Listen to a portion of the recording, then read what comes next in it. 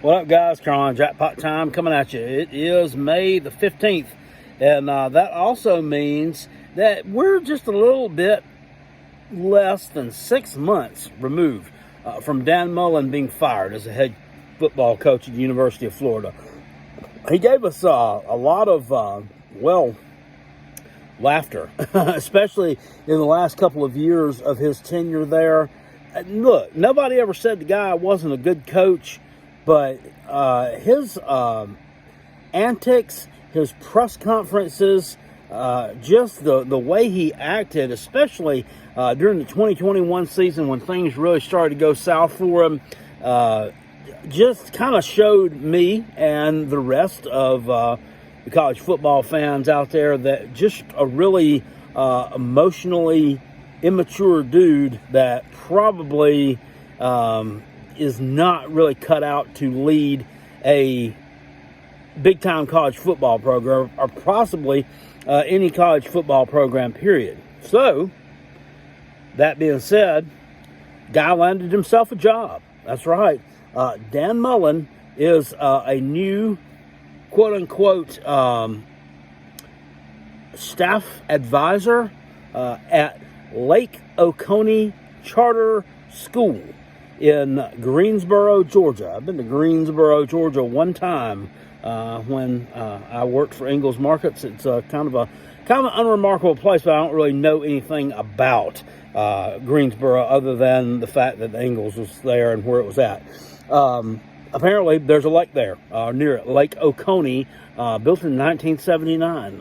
So that lake hasn't even been around that long, and it looks like there's some pretty nice houses out there, some like a rich golf course type community. So I'm assuming that's where Mullen is living at.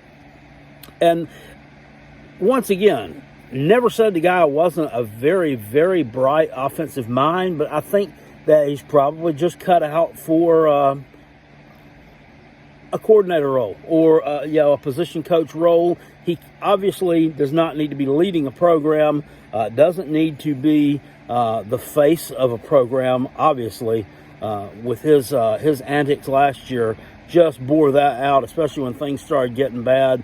And another thing that this thing will afford him, something. I mean, I don't know. He probably is making a nominal salary that's probably just going to be donated to him. I mean, it's a charter school. I'm sure that they don't have a lot of money. I thought it was like a private school or something, where these kids had to pay $20,000 a year to go to, but it's not. It's actually a public charter school. Those are, the charter school thing, I'm not really so sure about. I don't know a whole lot about it. That kind of came into play many years after I was already out of public school. I know we've got a few of them here in the Greenville area in the upstate of South Kakalaka, and they send some of the gifted kids there, I think. And I think there are actually some charter schools for like troubled youth as well. So I really don't know what this one's like, but I do know one thing. I'm sure he'll be a positive influence on their football program. I looked it up. They were 2-4 last year. Of course, they play other charter schools, and in their 4 losses, they scored like 6, 12, 14 points. So not going to have a lot to work with. They did score 66 points against some team, though. That had to have been one of the Sisters of the Poor teams, I guess, in the charter school league down in Florida. And another thing that's really positive, his wife is going to have to stop her shenanigans and pregame rituals of tongue-kissing players, obviously, unless she wants to get some kind of charge brought against her. She's going to have to tone it down a lot. Maybe it becomes a pregame hug or a pregame snack, but we can't have a pregame wet, sloppy French kiss anymore with any of the charter school, high school players. Another good thing about this is it's a charter school, so different kids can come there. So if the team's not doing that great, maybe they can recruit some kids from another school to say, hey, you want to come to charter school next year?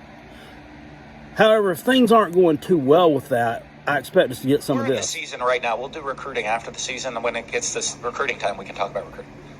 Sounds good. Okay. Can't do that, Dan. Don't be evasive during those press conferences. We can't go down that road again. Whoa, wait a minute. He's not going to be the face of the program, right? So he won't be doing the press conferences. Anyway, congratulations to the man, Dan Mullen, out of the unemployment line and back on the gridiron once again.